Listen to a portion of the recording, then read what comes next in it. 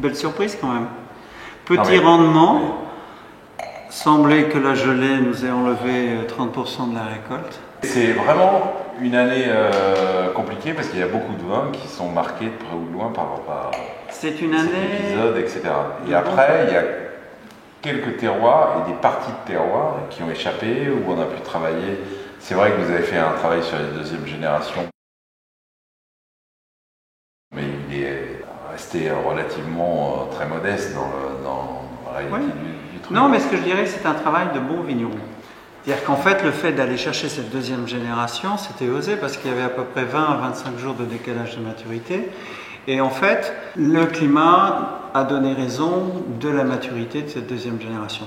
Alors, elle ne constitue pas évidemment un pourcentage important, mais elle constitue quand même et elle participe à la complexité de l'assemblage.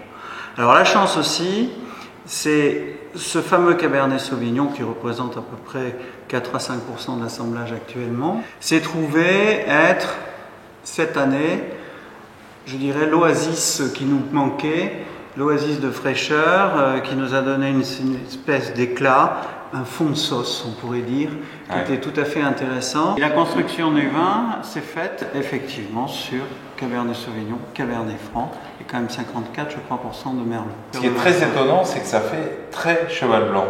Alors que c'est un encépagement qui est plutôt. Alors, ça me rappelle un discours. Il y a cet éclat, il y a cette fraîcheur. C'est vrai qu'il semblait qu'il fut une époque que Cheval Blanc traversait dans la facilité d'un merlot, dans ce que nous appellerons une pomerole attitude, qui lui allait pas mal, hein, et qui finalement nous mettait dans une certaine facilité. Et Michel avait estimé qu'un Cheval Blanc devait se construire avec du Cabernet Franc dans une quantité importante. Et c'est vrai que là, on retrouve tout le classicisme d'un grand cheval blanc à travers ce millésime.